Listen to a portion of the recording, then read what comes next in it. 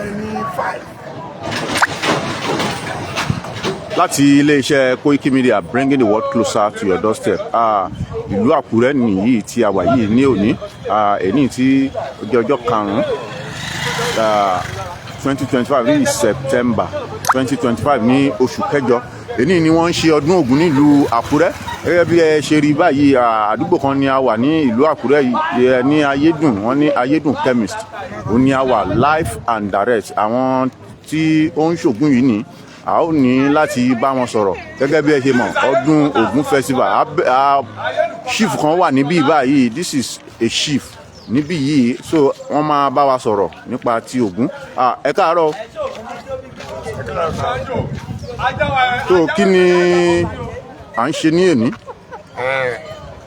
Kí ló ń ṣẹlẹ̀ lénìí? À ń ṣọdún Ògún lénìí. Bá ti ṣe ọdọọdún la máa ń ṣe, ìṣìdálẹ̀ wa ni.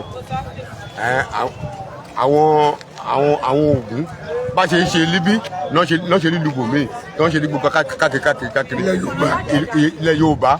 Ìṣìdálẹ̀ ni, ọ̀tọ̀ ni pásítọ̀, ọ̀tọ̀ ni wòlíì, ọ̀tọ̀ ni mùsùlùmí, bẹ́ẹ̀ tí ó ìṣẹ̀dálẹ̀ ìṣiṣẹ́ wa à ń ṣògùn lénìí. Kí ni pàtàkì Ògún festival lénìí? Kí ni pàtàkì gan? Ẹ ṣé gan olóòtú ẹ ṣé.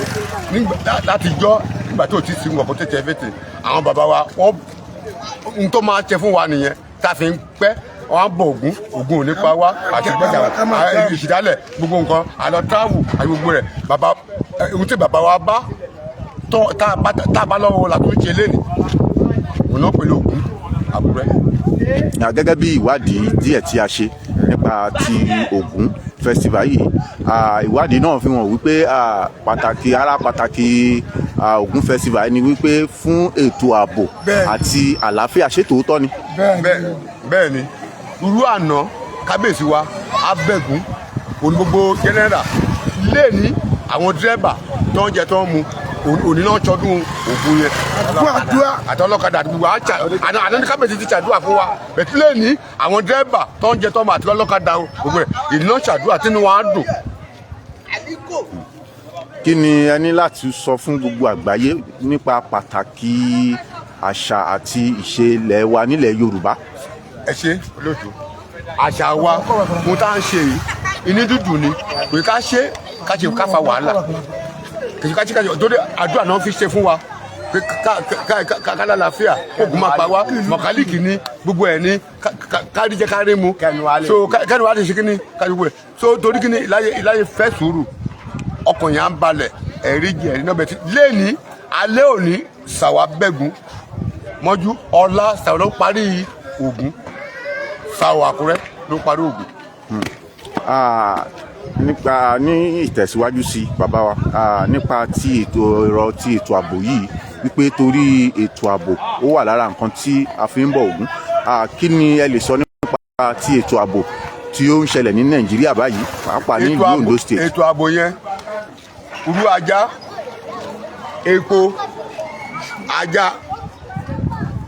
epo, omi, iṣu, obì wọ́n fi ṣàdúrà, so iyọ̀ àtúgbọ́ omi wọ́n fi ré kúkò lórí àwọn òlù. Bá fẹ́ ṣe búkú sí ìlú ìbùkún àbá, bá ṣe rere àbá. Thank you, Dara Poli Brooklyn, from Brooklyn, all the way from Brooklyn. Thank you for joining us. Please share this program. Emma, share, watch for those watching us live. Share, keep sharing. Wọ́n pé gbogbo àgbáyé ni wọ́n ti ń wò. Lẹ́ẹ̀kan sí, this is Koikimedia, bringing the world closer to your doorstep. Keep sharing. Emma, share ní gbogbo àgbáyé. Ẹ̀yin ọ̀dọ́, ẹ jọ̀ọ́, a ní láti bá yín sọ̀rọ̀. Èní tí ó jẹ́ Ògún festival tí ẹ ń ṣe lénìí, ẹ jọ̀wọ́, báwo ni inú yín ṣe dùn nípa àṣà àti ìṣe ilẹ̀ wa tí à ń mú ní ọ̀kúnkúndùn yìí? Báwo ni inú yín ṣe dùn? Ẹ ṣé olóòtú, gbogbo wa kó tó bí wa, kó tó bí bàbá wa, àwọn bàbá wa ti ń fi ọdún Ògún yìí, làwọn bàbá wa ti fi ọdún Ògún tó fi ń gbàdúrà fúnlẹ̀ Yorùbá, fúnlẹ̀ Nàìjíríà, torí tó bá tó kọ́ máa gbé Ògún, tó bá ti ń ṣògùn yìí, inú ẹnìbọ̀dì á dùn, wọ́n á ṣàdúrà wọ́n á ṣàdúrà fún ọba, wọ́n á ṣàdúrà fún ìjòyè, wọ́n á ṣàdúrà fún ọ̀dọ́, wọ́n á fún ìjọba oníṣẹ́ ìjọba gbogbo èèyàn pátákó lálọ́ọ̀dù wọ́n obìnrin wọ́n á ṣàdúrà ẹni tó bá lóyún nígbà Ògún tó bá ti ṣàdúrà àbí wọ́rọ́ so àwọn bàbá wa kó tó bí wọn bìlíf nínú Ògún yìí pé kàkà kó yẹ kí Ògún fi ẹ̀jẹ̀ wa kó fi wẹ̀ so ẹ̀jẹ̀ ajá yìí nọ́mbà ń palẹ́jọ́ Ògún so gbogbo àṣẹṣe kó ṣẹlẹ̀ gbogbo ẹ̀ tó ní kí ọ̀rọ̀ ìbọn gbà so ẹ̀jẹ̀ ajá àti kó lọ so ibi àwọn bàbá lẹ́gbọ̀n àwọn bàbá wa bìlíf nípa ìyẹn ó dẹ̀ ń ṣe ìlú àtù. Gẹ́gẹ́ bí ìkànnú àwọn ọ̀dọ́ torí àti máa bá àwọn ọ̀dọ́ mìíràn náà sọ̀rọ̀ so gẹ́gẹ́ bí ìkànnú àwọn ọ̀dọ́ báwo lẹ ṣe rí ètò ààbò sí ní orílẹ̀-èdè yìí àti bí ipa wo ni àṣà lè kó nínú ètò ààbò wa. nípa ààbò president wa ń try gómìnà náà ayédàtí wa ń try chairman ló gọọmenti wa náà Ọmọládé.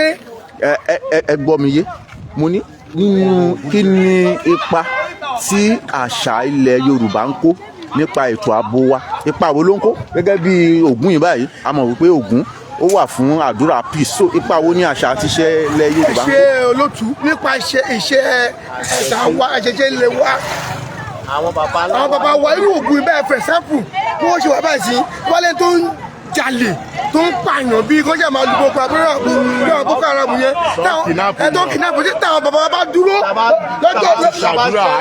lọ́jọ́ Ògún yìí tó bá dúró tó bá ti ṣàdúrà pé àwọn tó ń ṣe báyìí o kó kí ló la ya wọn dànù wọ́n á pa wọ́n kú òjì Ògún yẹn á tì wọ́n àti wọ́n á tú sókòtò àwọn àwọn jíláyà àtijọ́ nìyẹn.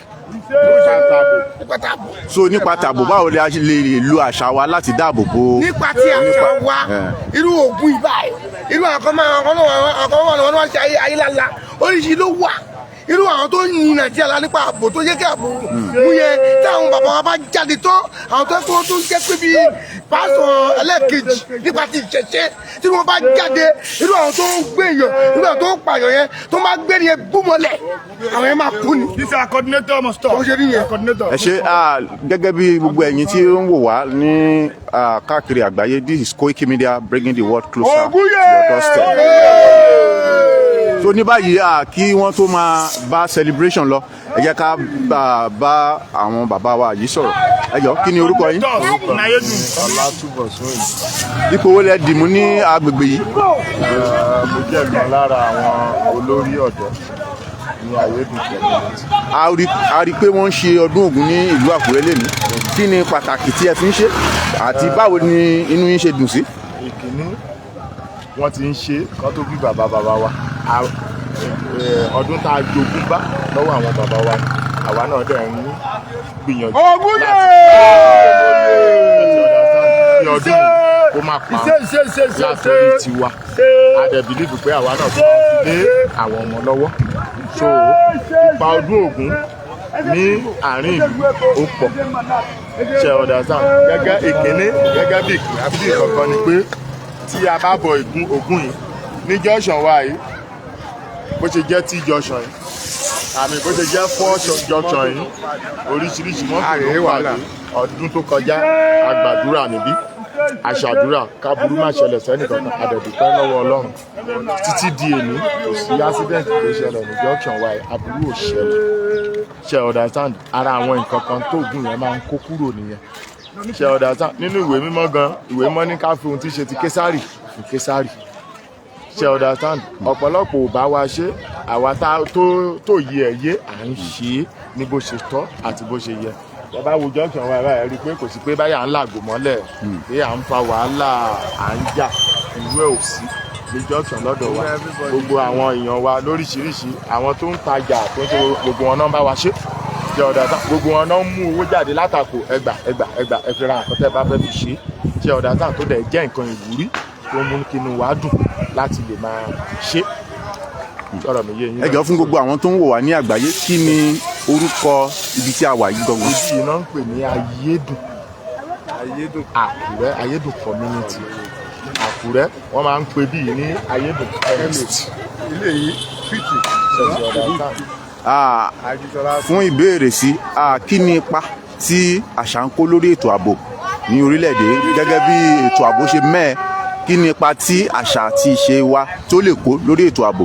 ṣe rí ìkíní ni pé ipa tí àṣà lè kó lórí ààbò àwọn èèyàn wa nípa ìgbàgbọ́ ó ti jẹ́ kó mẹ́ẹ̀ ní ọ̀nà kan. wọn bìkítà. ṣe understand àwọn èèyàn wa ò ní gbàgbọ́ nínú àṣà wa. mo rántí ayé ìgbà kan àwọn bàbá wa irú àwọn oríta wọ̀nyí àwọn Àkúrẹ́ a máa ń pe kinní kan ní èèkàn tí a bá ṣe sírú oríta yìí olè ò ní wọ àdúgbò ṣe understand but tẹ́ bá wo gbogbo bí ìyá rẹ̀ kò sí nǹkan tó ń jẹ́ bẹ́ẹ̀ ṣe understand àwọn bàbá wa máa ń ṣe for security purpose nígbà tí ò ní sí pé báyọ̀ olè fẹ́ jà olè tó bá máa gbìyànjú kó òun fẹ́ jà ó gbúdọ̀ jẹ́ ẹni tó jẹ́ insider tó mọ inú tó mọ ìta then nípa àìjò tó ń ṣe yẹn àṣírí àtètè tú wọ́n á mọ̀ pé lágbájá báyìí olè ni ṣùgbọ́n this time around ìgbàgbọ́ ti cover gbogbo ti cover àṣà wa àárí lò mọ́ bó ṣe yẹ ká lò òun ló fà á tó fi dà pé àṣà kò ní nǹkan ń ṣe this time around pẹ̀lú security ọ̀pọ̀sí wa mọ́ sọ̀rọ̀ mi yé yín rẹ̀ so nǹkan tó fà á nìyẹn. ẹ ṣeun kí lorúkọ yín lẹ́ẹ̀kan sí. Ọlátúbọ̀sún Òní tí gbogbo èèyàn mọ̀ sí AK Bọ̀sún Onílẹ̀. ẹ jọ̀ọ́ báwo ni ṣe dùn sí lẹ́ni. èmi ni inú mi dùn jù lẹ́nu nítorí pé ẹ̀ẹ̀kan la máa ń ṣe lọ́dún tábàlẹ̀ ti ṣe lọ́dún a máa ń ṣe ní ìrọ̀wọ́ ìrọ̀sẹ̀ ní síjà. Ogun yé! A máa ń gbàdúrà kí ọ̀nà kó máa là torí òun ni Ògún torí Ògún ló máa ń la ọ̀nà so a máa ń ṣe ká máa fi ń jẹ́ kí àdúrà a máa fi ń gbàdúrà ni. kí lorúkọ yín lẹ́ẹ̀kan sí. orúkọ mi ni Ayọ̀kúnlé Fágbọ́rọ́lá tí gbogbo èèyàn mọ̀ sí Fàgọ́. Èké Fàgọ́ kò sóluwà. gẹ́gẹ́ bí àwọn tí ó ń wò wá this is Koikimedia bringing the world closer to your doorstep. Èmi ni à ń wà ní ìlú Àkúrẹ́ báyìí ní Ondo State à ń wà live and direct láti cover ọdún Ògún that is Ògún festival tí wọ́n máa ń ṣe ní ọdọọdún fún ètò ààbò fún ètò àlàáfíà àti kí àlàáfíà náà lè wà ní ìlú àti orílẹ̀-èdè pàápàá ní ìlú Àkúrẹ́. Ní báyìí a fẹ́ gbé àwọn ènìyàn sí bí wọ́n ṣe ń ṣe celebration yìí bí wọ́n ṣe ń kàn tẹ̀síwájú.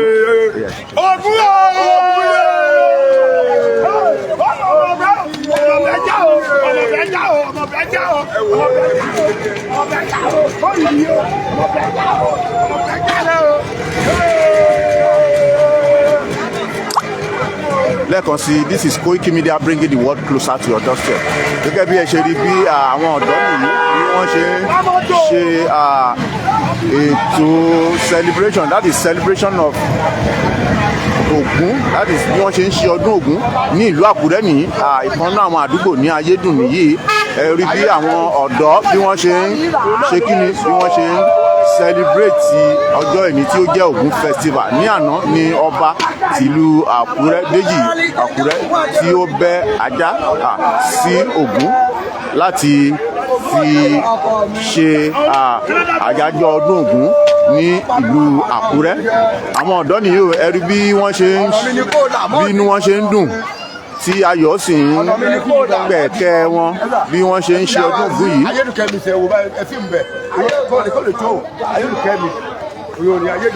So once again, this is Koikimedia bringing the world closer to your doorstep.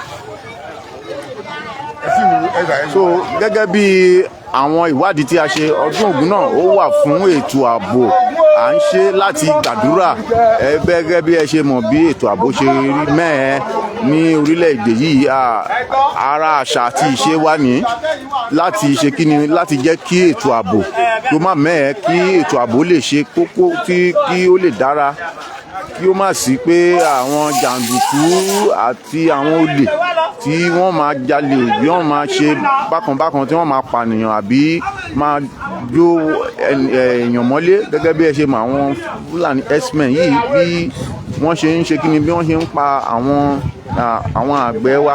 So this is one of the importance láti tí wọ́n fi ń ṣe ọdún Ògún yìí láti jẹ́ kí ètò ààbò kí ó wà ní ìlú Nàìjíríà àti ìlú Àkúrẹ́ generally. And once again, this is Koikimedia bringing the world closer to your doorstep. Àwọn ọ̀dọ́ náà ni ẹ̀sìn wò yìí ó ní Ayédùn.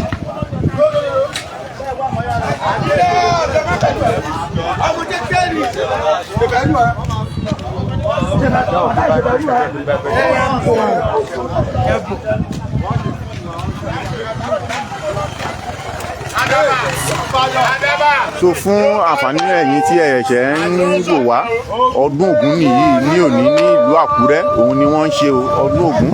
Kí nìdí tí wọ́n dẹ̀ fi ń ṣe ọdún Ògún yìí ni láti jẹ́ kí ètò ààbò, láti gbàdúrà, láti jẹ́ kí àlàáfíà tí ó wà ní ìlú Àkúrẹ́. Gẹ́gẹ́ bí ẹ ṣe mọ̀, àṣà àti ìṣe wa nílẹ̀ Yorùbá ó ṣe kókó.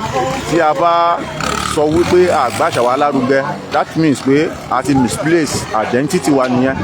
Ìdí tí Koikimedia fi mú ìran yìí wá sí ojú ìwòran yìí ni wípé láti jẹ́ kí ẹ mọ bí àṣà àti ìṣe wa nílẹ̀ Yorùbá bí ó ṣe ṣe kókó tó.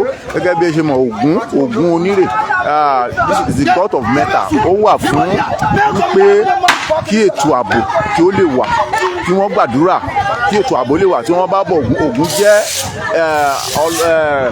deity ní ayé àtijọ́ tí ó máa ń dáàbò bò ni. Tí wọ́n bá ń fẹ́ ètò ààbò, Ògún máa ń dáàbò bò ni. Ó sì máa ń jẹ́ kí àlàáfíà kí ó wà ní agbègbè ibi tí wọ́n ti ń bọ̀. Once again, this is Koikimedia bringing the world closer to your doorstep.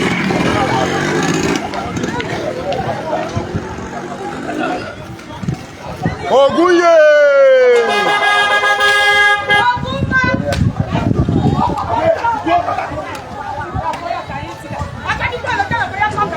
So láìpẹ́ yìí a máa lọ sí agbègbè mìíràn láti jẹ́ kí a fi bí ó ṣe ń lọ wọ̀nyí ní ibòmíràn, bí wọ́n ṣe ń ṣe ọdún Ògún ní ibòmíràn. A ó máa lọ káàkiri. Stay tuned to our channel and ẹ má kúrò níbẹ̀ o. Very soon a máa lọ sí agbègbè mìíràn tí a ó fi wọ̀nyí bí wọ́n ṣe ń ṣe ọdún Ògún ní àwọn agbègbè mìíràn ní ìlú Àkúrẹ́. Once again, this is Koikimedia bringing the world closer to your doorstep.